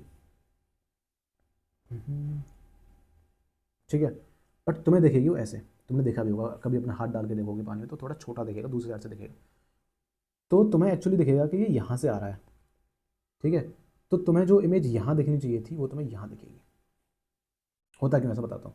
ये तुम्हारा एक नॉर्मल है ना, तो इस पर समझते हैं, ये तुम्हारा नॉर्मल है ना। अब यहाँ से तुम यार गए हो, यहाँ से तुम्हारी इमेज गई है, इंसिडेंट रे गई है। अब क्योंकि एक डेंसर मीडियम है, डेंसर मतलब जिसका डेंसिटी ज़्यादा हो, जो घना ज़्यादा हो, ठीक है, तो ऐसे मीडियम के अंदर ना लाइट की स्पीड कम हो जाती है। दैट इज़ वन थिंग जो याद रखनी है।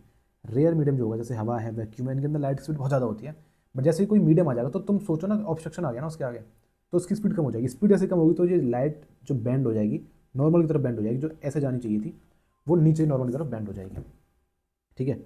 नाउ ये है एंगल ऑफ इंसिडेंस, ये है एंगल ऑफ रिफ्रैक्शन, ये हो गई एक चीज़। सो रिफ्रैक्टिव इंडेक्स क्या होता है? रिफ्रैक्टिव इंडेक्स होता है कितनी ज़्यादा लाइट बैंड हो रही है, दैट्स इट, ठीक है। Refractive index is basically how much light is bending. उसके दो तरीके निकालने के, ठीक है। पहला है कि जितनी लाइट बेंड होगी, इसका मतलब उतनी उसकी स्पीड ज़्यादा स्लो होगी, है ना। So speed of light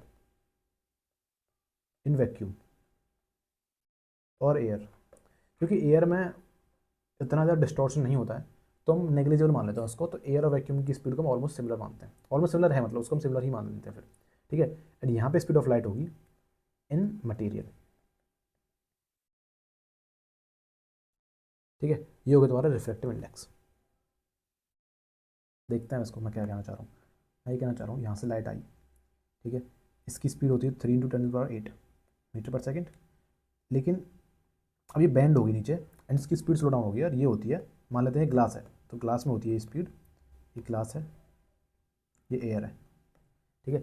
air में जो 3 × 10⁸, यहाँ पे 2 × 10⁸। तो तुम एक चीज़ देख सकते हो, जितना ज़्यादा लाइट बैंड होगी उतनी ये वैल्यू कम होती जाएगी, और जितनी ये वैल्यू कम होती जाएगी उतना डिनोमिनेटर कम होगा, और जो फ्रैक्शन की वैल्यू यानी रिफ्रैक्टिव इंडेक्स की वैल्यू बढ़ जाएगी। सो बेसिकली मैं कहना चाह रहा हूँ कि जैसे जैसे जितनी ज़्यादा लाइट कम होगी, जितना स्पीड कम होगी, जितना ये एंगल कम होगा, जितना लाइट बैंड होगी, उतना रिफ्रैक्टिव इंडेक्स बढ़ जाएगा। सो तुम 3 × 10⁸ में 2 से डिवाइड दोगे, ठीक है, तो क्या हो जाएगा 1.5। तो ग्लास का रिफ्रैक्टिव इंडेक्स आएगा 1.5। ये वैल्यू ज़्यादा नहीं रखनी है, बस मैं तो बताना चाह रहा हूँ कि कैसे रिफ्रैक्टिव इंडेक्स निकाला जाता है, ठीक है। तो इसको और कैसे बोल सकते हो, तुम इसको बोल सकते हो c upon v. C upon v क्या है, सी है light of speed in air और वैक्यूम, वी है light of speed in any material, ठीक है।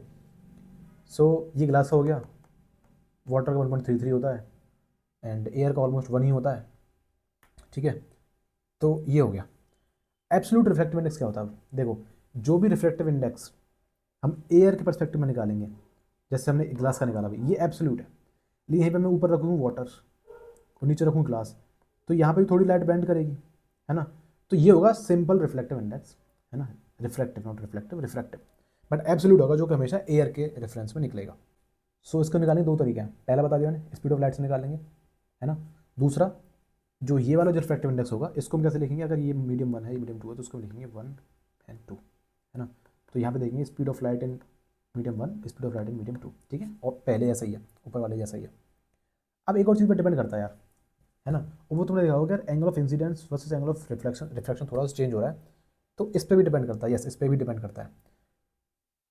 तो एक चीज़ याद रखना कि साइन आई यानी एंगल ऑफ इंसिडेंस जो है, sine of angle of incidence is upon sine of angle of refraction जो है हमेशा कांस्टेंट रहेगा।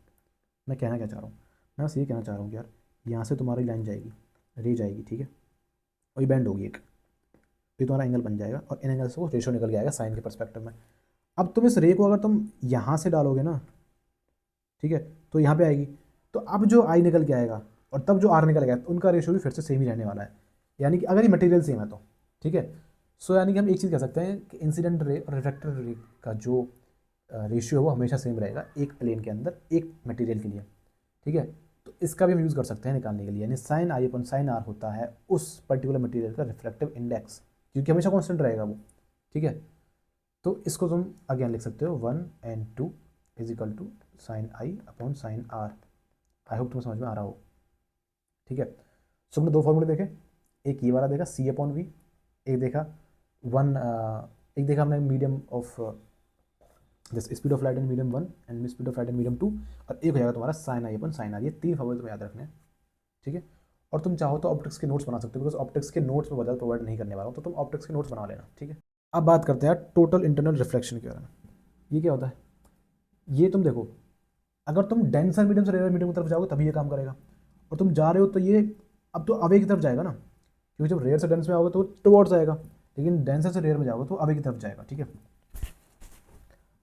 अब तुम एक चीज़ देखो, अगर मैं ऐसे ही करता जाऊँ, थोड़ा इसको और ऊपर लेके आऊँ तो इसको और ऊपर लेके तो ये और नीचे चलाएगा, तो और ऊपर लेके आऊँ तो ये और नीचे चलाएगा, तो एक मोमेंट ऐसा आएगा जब ये अंदर ही रिफ्लेक्ट हो जाएगा, इसको बोलते हैं टोटल इंटरनल रिफ्लेक्शन, ठीक है।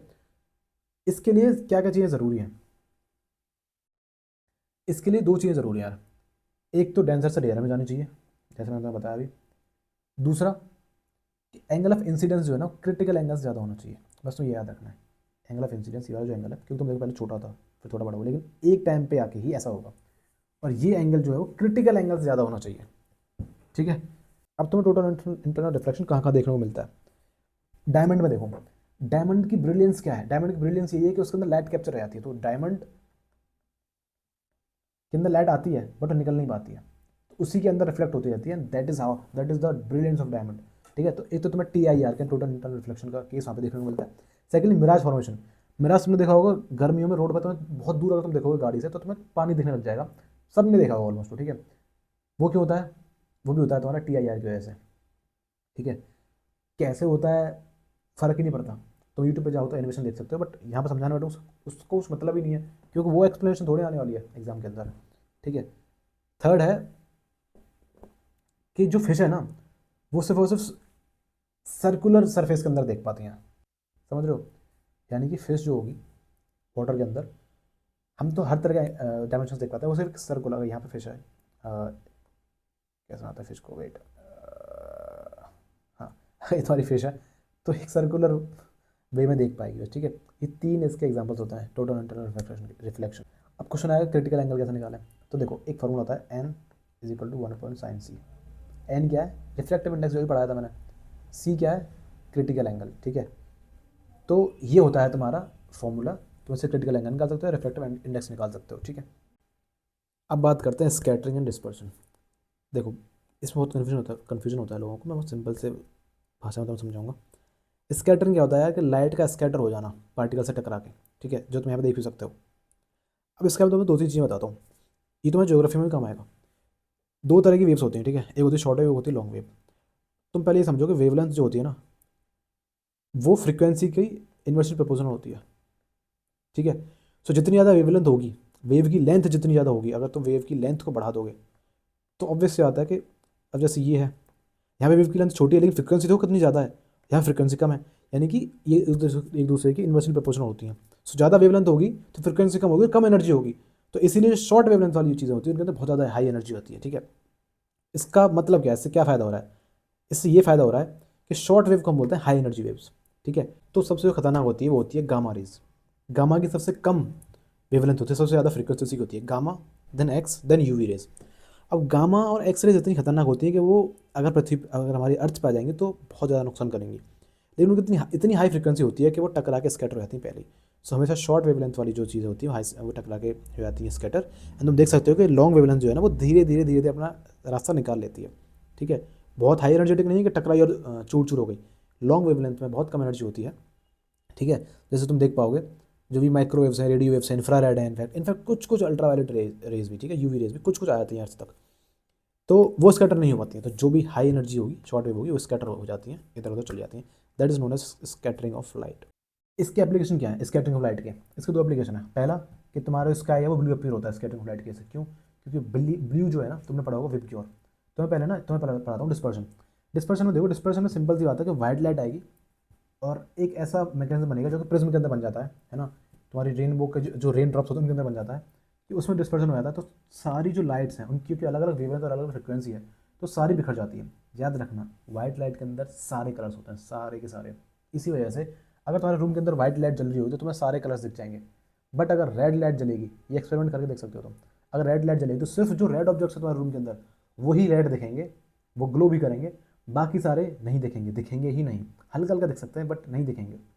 जो ग्रीन लाइट है तो सिर्फ तुम्हारे ग्रीन ऑब्जेक्ट्स दिखेंगे, क्यों? क्योंकि वो ग्रीन लाइट को रिफ्लेक्ट बैक कर पा रहा है। लेकिन व्हाइट लाइट के अंदर सारे कलर्स हैं, तो इसलिए तुम्हें सारे ऑब्जेक्ट का रियल ट्रू कलर दिखता है, ठीक है। डिस्पर्सन में क्या होता है कि वो सारे कलर्स अलग अलग हो जाते हैं, क्योंकि रेड की सबसे ज़्यादा वेवलेंथ होती है, सबसे कम फ्रिक्वेंसी होती है, तो सबसे कम बैंड होता है, लेकिन क्योंकि वॉयलेट की सबसे ज़्यादा होती है तो वो सबसे ज़्यादा बैंड होता है। अब तुम देख सकते हो ये ब्लू इंडिगो वॉयलेट BIV, ये जो है ना, पहले तो इनको याद रखने का तरीका क्या है, विबग्योर, नीचे से देखो विबग्योर। अब ये जो BIV जो तीन है, ये जो ब्लू कलर के फैमिली में है, ब्लू कलर की, क्योंकि इनकी फ्रिक्वेंसी बहुत ज़्यादा है तो सबसे ज़्यादा स्कैटर यही होते हैं, तो इसी वजह से हमें दिन के टाइम पे जो आसमान में नीला दिखता है, ठीक है, क्यों? क्योंकि लाइट सबसे ज़्यादा स्कैटर यही होती है। अब एक और चीज़, हमें शाम के टाइम पे जो सन है वो रेड क्यों दिखता है?